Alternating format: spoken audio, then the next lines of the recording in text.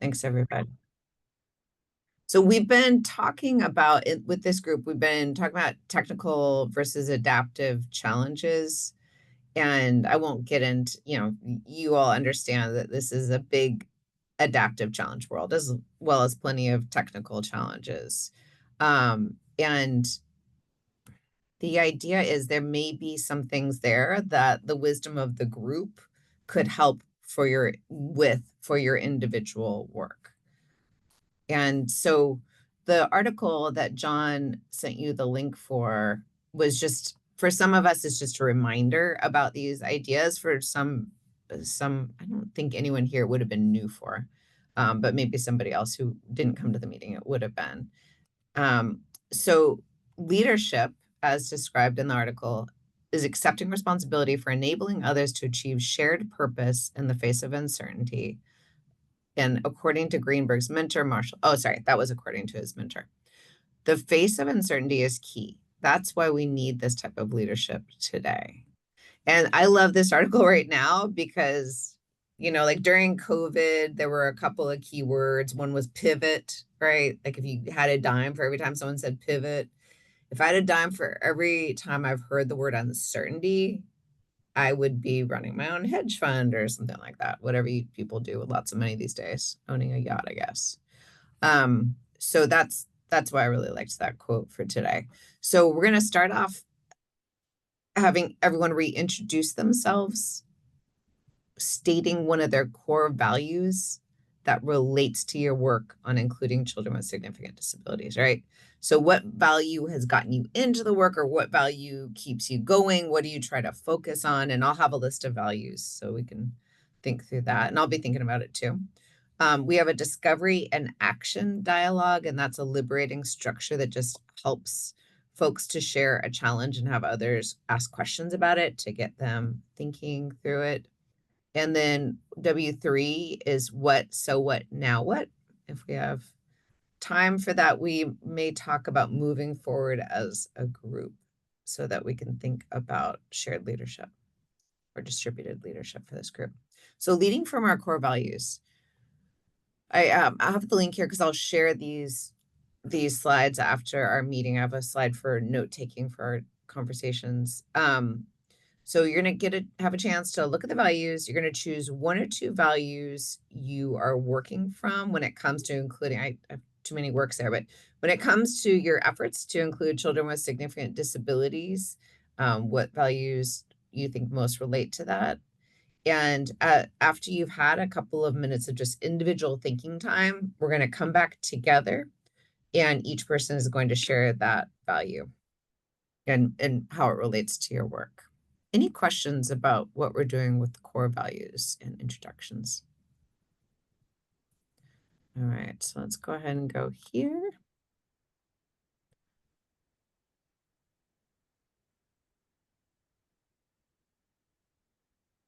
Oh, I just said, Jennifer, you're Yeah. sharing your screen, so you can't see, but I just saw that Natalie joined us. So, Oh, hi, Natalie. good. Hi, Natalie. Welcome back. And the other thing, I'm Sorry, Mike. pasting the link to the article that you just talked about in Yeah, the I'll make my chat so screen people can find a it little bit too. smaller so more people can, so you can see a little bit more.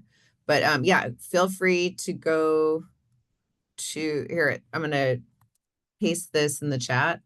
And then that way you can feel free to go on your own and get a better look of the values, or you can look at my screen, up to you. So let's just take a couple of minutes and then I'll see if anyone needs more time. And scroll, once you get there, just scroll to the bottom of the blog.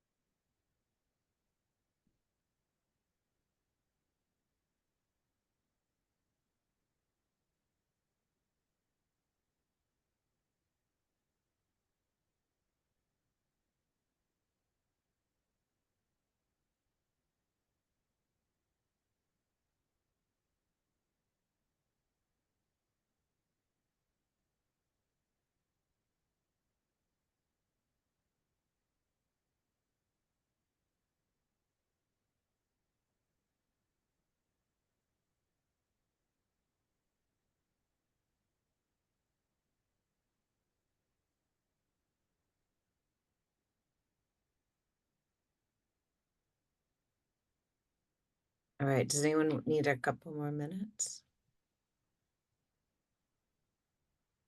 Okay. I'll kick things off. And it was interesting for me doing that because the value I chose isn't necessarily one of my core values that I talk about usually when I say, well, this is what I'm about. Um, and it was hard to choose, but I think dignity was the one I landed on the most, or one that most resonated with me for this. Yeah, I just think every person should have dignity and um, giving kids a chance to be part of the rest of our society and school and beyond is part of that human dignity. Yeah. Let's go next. Natalie. Oh, There we and you're go. I'm muted, I know. So it was hard. Yeah, I have to agree with you. I guess I was thinking happiness, which is I know like, and that's for the other person, quality of life kind of factors. yeah. Like we all deserve to be happy. We all deserve to have a life that makes us happy, and that might look different from person to person. But what makes you happy, you should be able to achieve. And the second one was belonging, because I think everyone, Yeah. even if you say you don't prefer to be around other people or stuff, there is something about belonging that being a part of something bigger. So those are my Mhm. two. Yeah, that's great. Thank you, Natalie. Let's go next. I can. So mine is integrity, but for me that encompasses dignity, but it also encompasses that honesty and authenticity. So all those have to happen, kind of like to Natalie said, for life to be real and honest and individual. And the second one is spirituality, because I think, in the Mhm. world that is uncertain, knowing that there is this certain core that is solid, it is unchanging, it is there, makes it easier to handle uncertainty because I know I'm standing at least on something solid. Thanks, Allison. Yes. I can go. This is really hard because everything that everyone was saying, I wanted to pick all of them. Three that stood out for me were commitment, connection, and trust. And I feel that in spaces where you're working with children and families, and just for myself, those are three things that I really bring into the work. Feel that everyone should have connection and should be a part of something. We should all be able to trust one another and our intentions and our engagement when we're working with one another. And there really should be a commitment to something bigger that we are all striving for and engaging in. So, Thanks. So, welcome. I'll go next. I also found this to be really interesting. And so there were a number that jumped out at me, but I do know that I have heard myself say a lot this year about being curious. So curiosity as a value, because things are not the way that they have been in the past. And so to be able to come to challenging situations and wonder first is something I really am working hard at instead of thinking things have to be a certain way. And then the second one that just really resonates with me in the way that I think about everything is simplicity, that we have a lot of complexity that is hard for people to know what to do. And so I feel really fortunate that the space I'm in related to implementation gives me an opportunity to help bring clarity. And oftentimes it is in thinking about, what are the foundations that we really have to apply and understand, and do we have to do everything right now? So I liked those two, curiosity and simplicity. thanks, Bonnie. Okay. So Brittany Salmons, I work for the Maryland Coalition for Inclusive Education. And I have two I have more than two, but I'll only talk about two. The first Mm. one that really resonates with me is humility, um, with the notion of that we really need to expect all humans to cross our paths or to educate them or to be in our living communities instead of accept them, right? That difference between we expect them versus like this gatekeeping of like, I'll let you in, right? Mhm. That really resonates with me because of our work with working with schools, right? And so public school systems, we should be expecting all to be there and embrace and expect them, right? Um, and then the other notion around humility is really how can I be honest with myself with my level of awareness as it pertains to bias in order for me to be fully available to support students or anyone to develop a sense of membership so that they can participate and then engage in order for those needs to be cultivated for someone to really develop a sense of belonging. That's my second one, because no one can feel fully safe to have authentic learning or to experience life and thrive if they don't have that sense of belonging. And if that's our ultimate goal, then that's really where it's grounded in. So humility and belonging are my two.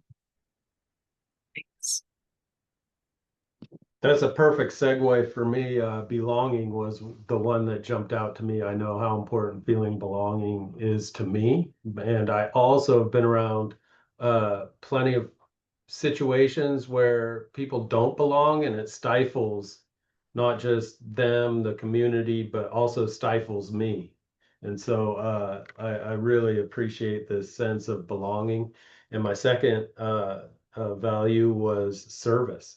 And I feel like my service and helping people feel as though they belong is the rent I pay for my space on earth. And so people have heard me probably in the past say that quote from Muhammad Ali, and that's that service to others is the rent you pay for your space on earth. And I feel really grateful for the space that I've been given on earth and the space that I occupy, and that providing the service in return is really makes me feel good. Good one to end on. Today's a big quotation day.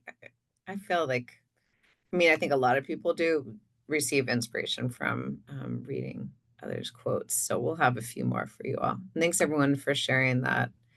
Uh, it's we read Dare to Lead as a book club for SIG Network, and those of us who continued with it the whole way got so much out of it as a group and individually. So that's where this is from if you're ever interested in getting more deeply into it. Let's do this.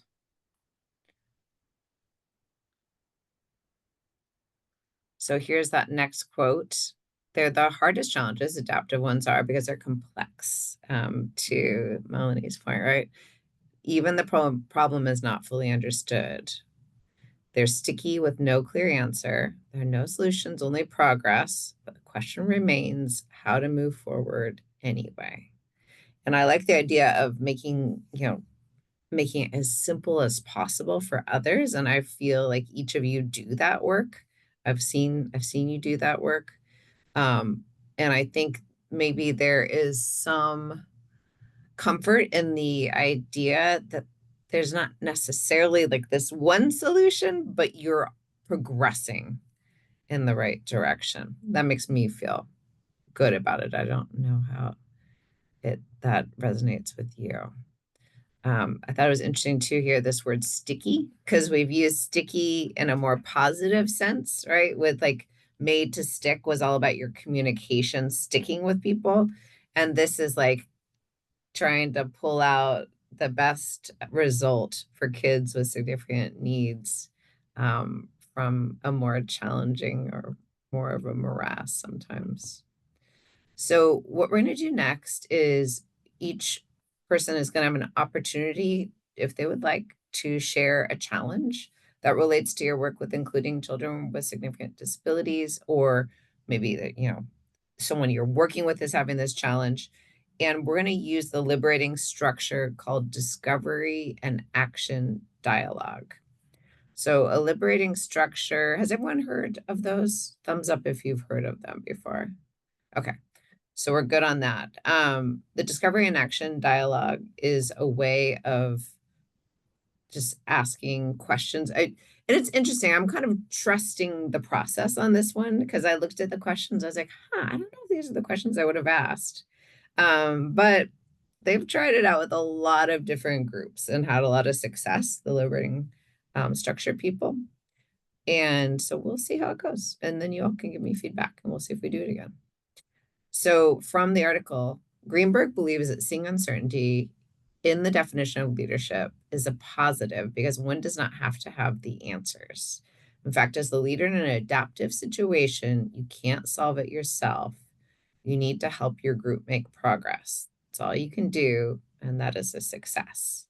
So, do you all feel like this is where you sit in the work on including children with significant disabilities, or do you have a different sense of it? I'd be curious to know.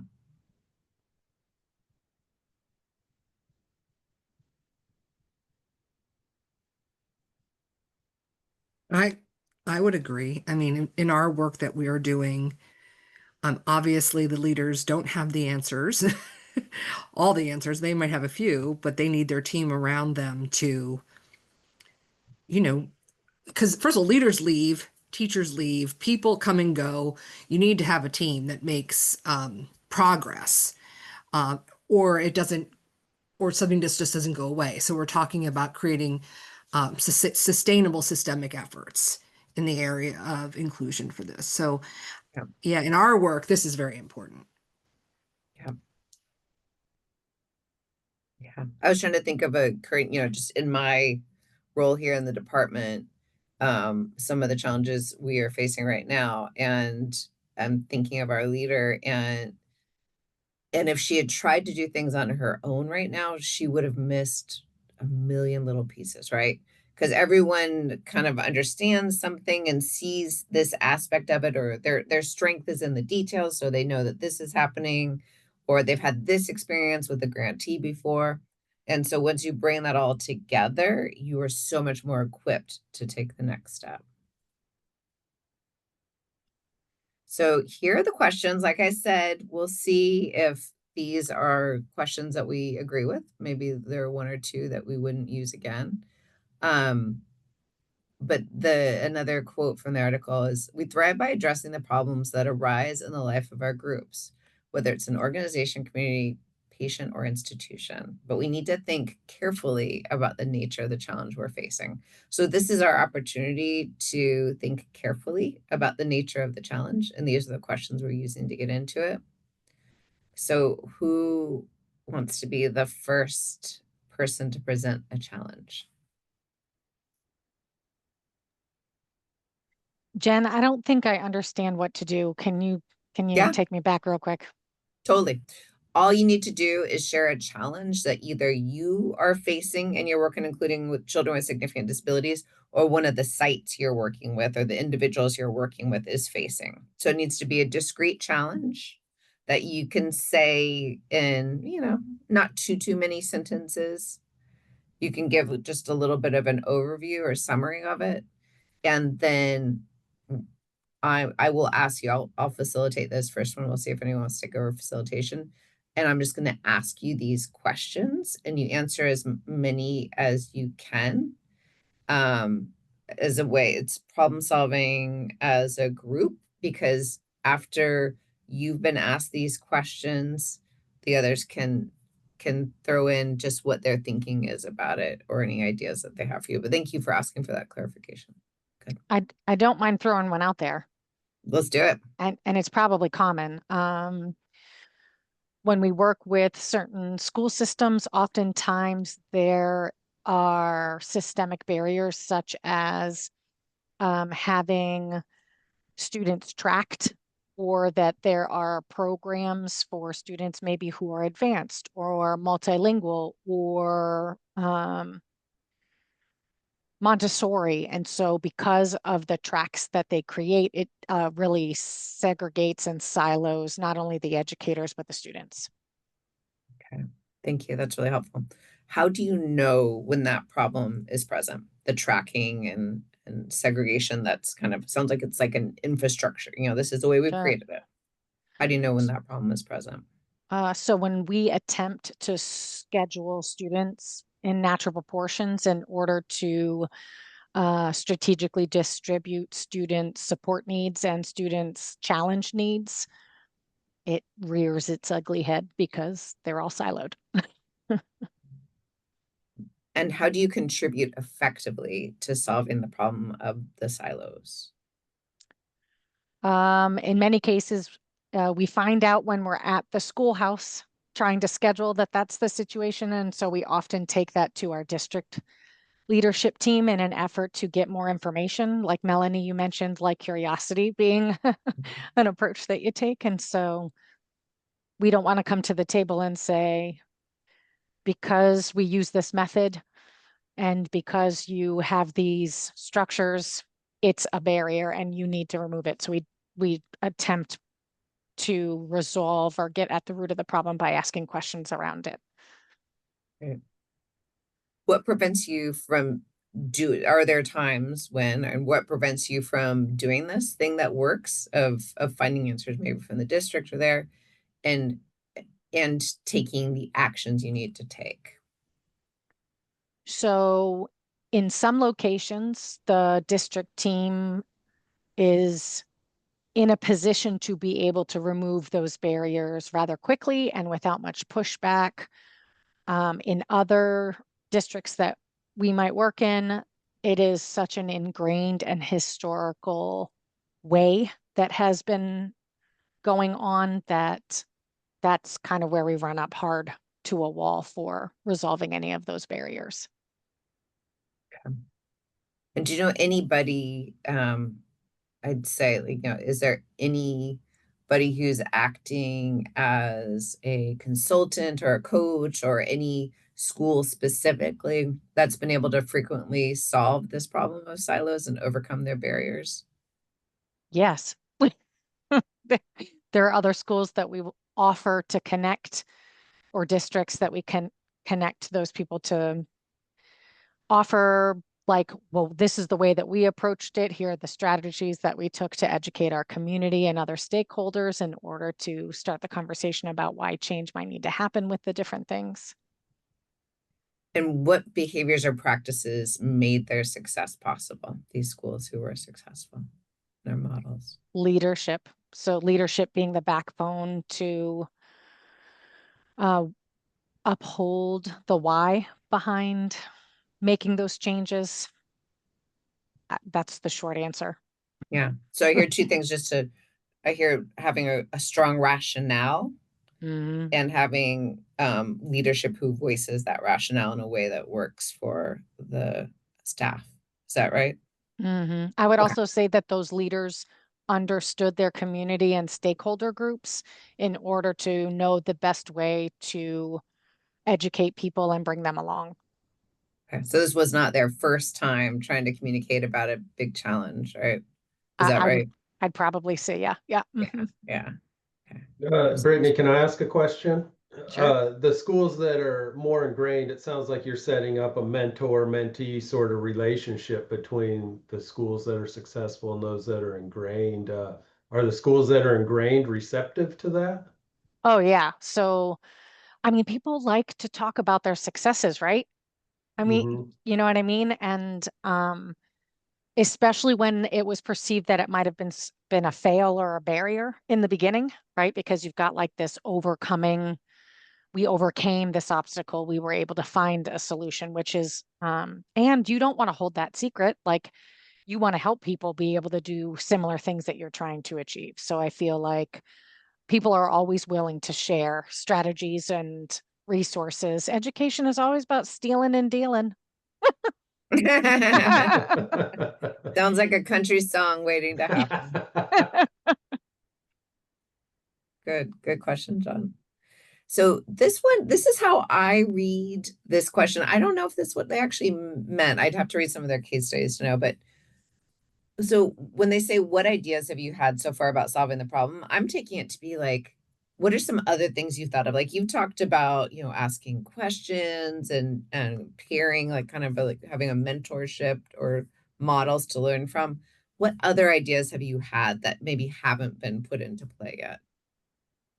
One of the things it's about to be put into play is that we don't have the time to resolve the systemic issue of the programs that silo students. Mm, So we have to apply our process within those silos, and it will limit options for adults and students. And so sometimes natural consequences support the data to make change within the systemic barrier. So that's an approach that can often lead to further change.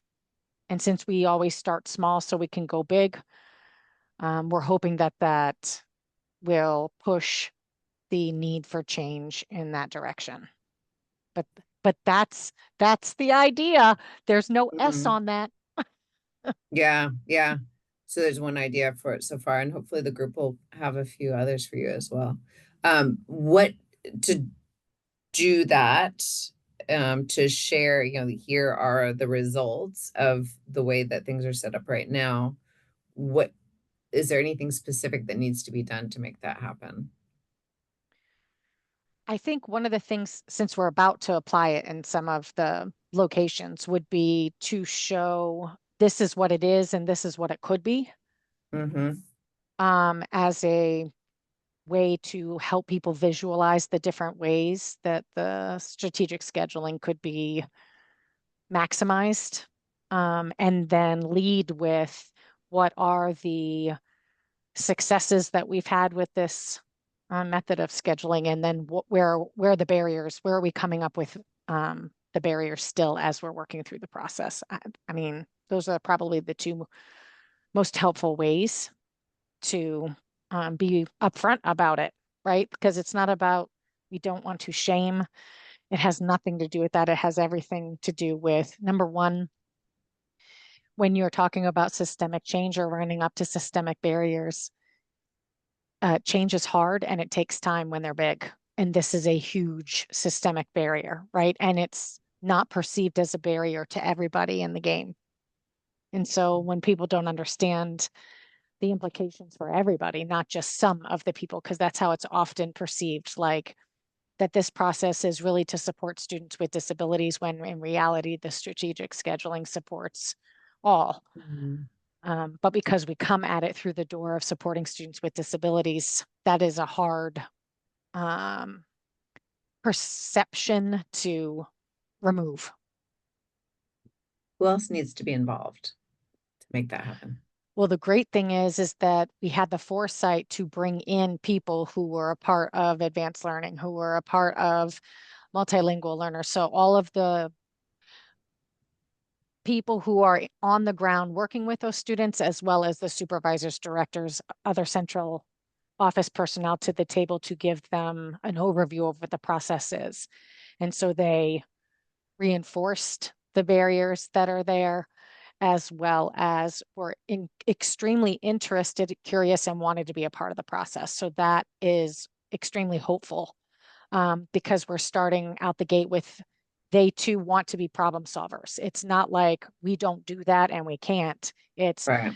we understand that we have silos that prevents the process from authentically being implemented, or really implemented with fidelity. And so how can we work through this together and make sense of it together in order to know the best approach? So Yeah. And when you say reinforced barriers, you mean they help you name them, right? Like yes, help, it's not just say MCIE, or these are it's actually what's happening. Okay, so yes. okay. Great. So now we get to open it up for any clarifying questions folks have. We're going to do clarifying questions first, and then we'll have some brainstorming, helping with ideas next. So clarifying questions for Brittany.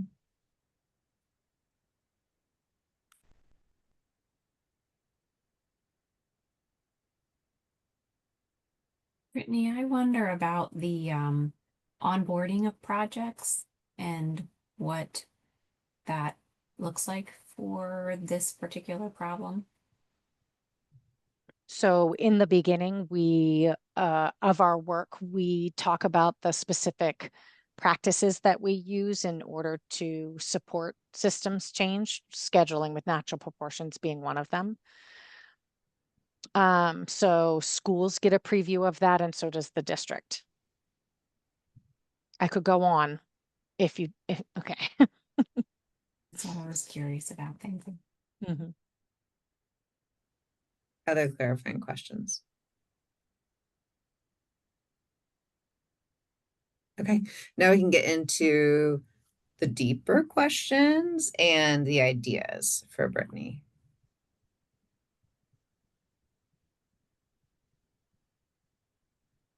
And I'll ask first, has anyone else dealt with the scheduling issue? Yes. Yeah. My time in the classroom, I was a resource specialist, so to speak.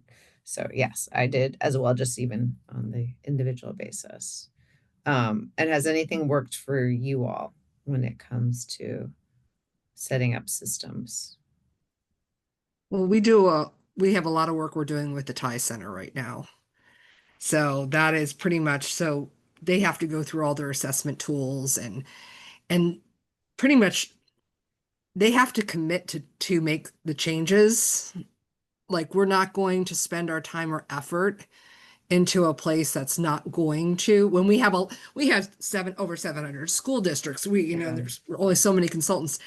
So there is some commitment on the school side to make, if this is really what they want to do, they have to make a commitment to that change. And having a core team at the district level is a big part of that. And then that leads into looking at their systems first. So it's kind of how we view it. And we have the luxury of pretty much being able to say, you know what, there's some XYZs. You have commitments you have to make to make this happen. In fact, we're doing some work in the area of MTSS and including students with the most complex needs into assessments and all of that. It's a new thing that we're doing with districts, and they have to pretty much commit to planning for that. They have to commit to it. So we're not going to work with a group that's not going to commit. Now, granted, if the bureau director says, "Hey, you need to work with this school district," we would. So, which we have, but yeah, I don't think that helps. Sorry. Oh, I definitely think that there's some, I mean, we obviously Yeah. have a commitment to, like, this is the work. Yeah. Do you commit to it? Am I allowed to ask questions back, Jennifer? Like, am I Yes, breaking protocol here? absolutely. Okay. So Natalie, I do wonder sometimes, so like we preview scheduling with natural proportions, but it's not Mhm. until you actually do the process where some of the realities set in, even though you say Mhm. it. So how do you, I guess my question is, how could we be so explicit that people really understand and can identify those things versus That's a good because I point. mean our schools are and districts are obviously agreeing to the practices that we're implementing. I think it's the true understanding of where those system barriers collide and the implications of facing those barriers. Well, and who has committed to? Like, I'm thinking like who has control over schedules? Is it the principal? Is it like who are the people that need to be a part of the discussion beforehand to understand Mm-hmm. that that's what it's going to take to do? Because a lot of times I know when we get started with something, it's like the special ed director brings it to us. Well, they don't have control over the systems that we need to Right. potentially change. So yeah, I would say like being thoughtful about who's at the Mm-hmm. table and making sure they are people who actually will consider to make those changes. It does make me, Scheduling students with disabilities first when you're yeah, thinking yeah, about classroom placements and yeah, stuff. yeah. Like who's going to make that?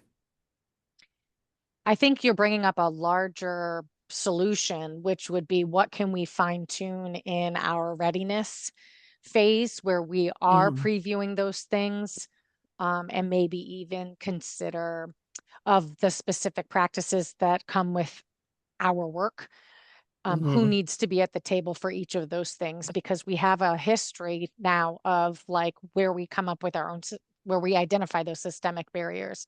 I'm sure there will be more that will be revealed to us, but if we already know that this is a problem, ongoing problem, how can we front load it to just be Mhm. blatant with, are you This willing is to going to make, be one of your challenges. yeah, are you willing to make changes in order to overcome it? Yeah. Yeah. I mean, that is definitely something worth bringing to the table. And we're Thank just you. really starting this work with the Thai Center. Like last year was our first year really. We've been working with them we've had a contract with them for a while, but we've been really working closely with them, using their methods. And Hmm. we have one really big, our fifth largest district is doing the work, and they've had a lot of problems. So we're in a place where we're really exploring that work really intensely too, especially with our MTSS work too. That's separate. Brittany, I missed part of the conversation, obviously, but I'm wondering if you presented how you share this work outside of the groups you're working with directly. So, for example, our state personnel development grant is for the students with most significant cognitive disabilities, specifically in high school. So I also presented at the attendance conference to all of our student information systems people and all of our people, school counselors that deal with course codes, about what the project was so that they understood the ask from the participants. And it kind of gave weight to the ask because, oh, well, the state told them to ask me. They didn't just have some idea sitting in their room. So it somewhat escalated the movement in that it was talked about outside of the actual project with those people who might come up against the project as its work. And I'm not sure if you had shared that you've shared that information. You might have shared that while I was at an unexpected meeting. Thank you. We do prime them and explain the process, but it's not until the boots on the ground really start happening where people understand the implications of the barriers. But I do think that what you're bringing up about sorry, Laura, what you're bringing up with really meeting with the key people to, it's all about like priming and front loading and building a relationship is like what I'm feeling and hearing from you. I was just going to build off of what Allison said, is that sometimes when we're working with school districts, or a school, it's one person who's making the decisions about all the schedules, and they have no idea. Like, they're so outside in their own little bubble, and they're just trying to put kids in. And you get that one person in the room, and all of a sudden, because you're doing all this other work and you've identified the barrier, but it's getting those people to the table and really engaging with them. And that's something that we've identified, I think, sometimes as a challenge, is getting that person to the table. And also that it's usually not the principal or the superintendent or something, but they lean on that person so heavily. And sometimes they don't want to upset that person. I hate that, and because they're doing a lot of work and heavy lifting and figuring out a puzzle. And so sometimes we have to have those conversations too with those leaders, to have conversations with that person too. And going back to what Natalie said, that commitment, if you're really committed to this work, you sometimes have to have tricky conversations or shift things. It's going to be causing change with how people sometimes normally do things, and embracing that a little. So just wanted to share that. Thank you. One of the, I think when I was still in my doctoral program, and I consulted for a school who was starting up PBIS, and it turned out the woman who ran the cafeteria was the power broker of the school. Yeah, so you just never know. Good. Other ideas or in-depth questions for Brittany? Okay. Well, this was great. Say, Jennifer, if I can, Yeah. Brittany, I love that you said that you all like starting small, because I think too, contextualizing the ask, that, if you have a way to also promote the scale of this, that there's time for the district to really you're like, you're not asking for the entire district to make a change. I don't know. I'm just saying, so that this is a learning process. It's a process that's going to be hospitable, and it's, something that you all have done many, many times before. And so you know the path, and you're going to make it really clear for them. So I just wonder about also leaning into their worries that, you're coming and asking Yeah. us to change everything, and probably not the first I, year. I really appreciate that because our work aligns with implementation science, with that whole notion of the discovery and design, et cetera, et cetera. And so starting small allows for our successes and failures to be small enough in order to celebrate big when we go big and mitigate failure, before we get too large. But one of the things that I think really resonated with me with what you said is that notion of this is a really big barrier for this particular system, right? So it might be the conversation of, since we start small, would you be willing to break down that barrier for these schools? So it might not be that you make these changes with all of the programs district wide, but that we are going to break it down for this school and what school community would be best for us to apply that process Yes. to. Yeah. Thank you for that. Very cool. I was trying to think of one or two tools that might be useful related to the ideas that people came up with. I think they do have some really good startup agreement stuff, CSEP, but the one that I found easily was the give get partnership agreement. And that it's super basic. So I actually think that like we got much deeper than this in the conversation, but they do have lots of good startup tools, so I can keep looking for that. So what did you all think about the questions? The list of questions from the liberating structure. Where are we? As the observer, Jet Brittany's the one doing all the hard work, but I thought Yeah, they she did. worked. Thank you, I Brittany. thought they worked. I thought they brought out some interesting ways of thinking about what's going on. But Okay, great. Thanks, Melanie. Other thoughts?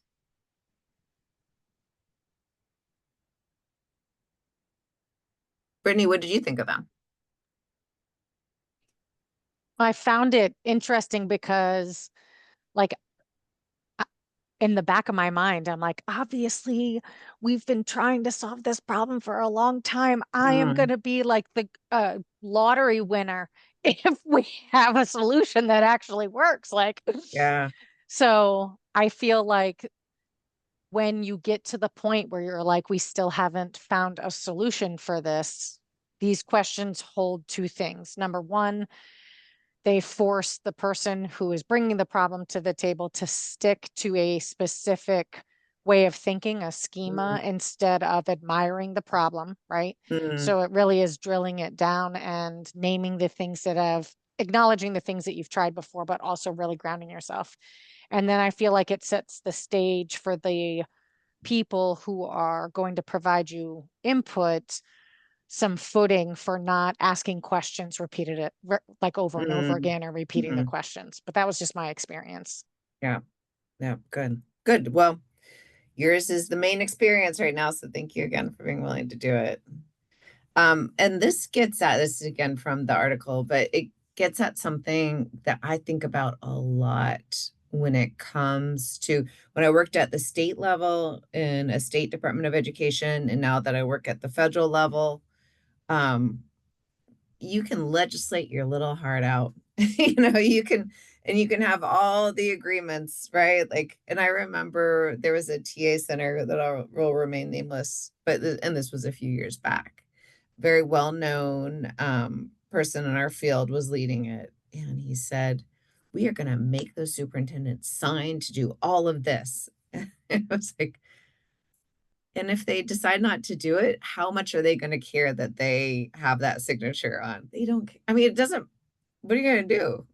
So, as much as we want to make these rules that everyone adheres to, I think the big idea in this, one of the big ideas I took out of this conversation is you are trying to help them understand what's coming next and be ready for change, right? As much as possible, and remind them this is going to hurt a little bit, right? So that's more of like the heart stuff that the adaptive challenges lies in, and their mind, understanding the rationale behind it. We talked a little bit about that, bringing their values to the work that they're doing, and then those loyalties and relationship, right? Once you are building the relationship with them, they're going to have more loyalty to you, and they're going to, and that goes to, you know, maybe the mentor school that they're working with. They have some kind of loyalty to trying what they're learning from them. So the W3, we do not have time for, but you could do it in another group if you wanted to. It's just the what, like what happened, what do you notice, what facts or observations stood out? So what, why is that important? What patterns or conclusions are emerging, which we kind of just talked about. I'm going to show them again. And what hypotheses can you make? And now what actions make sense? So some insights, we heard priming the partnership, you know, and that is not, certainly not a one and done. You continue to do so. This was a term that CSEP started using a while back when they worked with SEAs and realized that there are these ghost systems, like the decision makers were not the people who show up in the org chart. There is someone else making the decisions.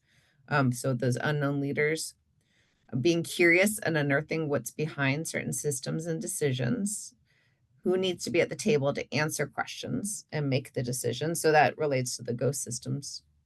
And then action ideas, adding priming process to startup, contextualizing the ask. And this is all to say, not that Brittany's not already doing this. It's like continuing to think about what works in that area. Mentor model schools, commitment to making changes in the future, some form of agreement to that. And so the what is needed for that, list of questions that help unearth what is behind the systems, process for determining model schools. And you probably already have this, Brittany, but if others wanted to do these things, and then an amplified agreement of some sort. So as a group, something to be thinking about, I would love for each person in the group to facilitate a session and to be thinking about what their needs are and how this group can help serve those needs, etc. So we'll be reaching out to you, and I'm happy, and John's happy to meet with you and prepare you completely. But I am not on the ground working on these things. And so it's a little unfair for me to be like, this is what the group needs. You know, I don't know. You all do. And so that's why I would love for members of the group to take over with us, always there to support you. We'll never make it too much for you. Thank you, Brittany, again, for being willing to share. Thank you all for being here the day after a long weekend. And Melanie, can't wait to hear your positive results. Jennifer, can Okay. we invite team members to Yes. this? Because Yeah. I'm not directly in the classrooms anymore either. I just work with, you know, so Yeah, that would be great. Thank The you. group has said before that they are willing to open it to others. So Okay, as long as that stands. Thanks for asking. perfect. Thanks. Right. And thank you, John. Yep, great to see everyone. We'll talk to you later. Sounds good. Bye all. Hey, everybody. Bye.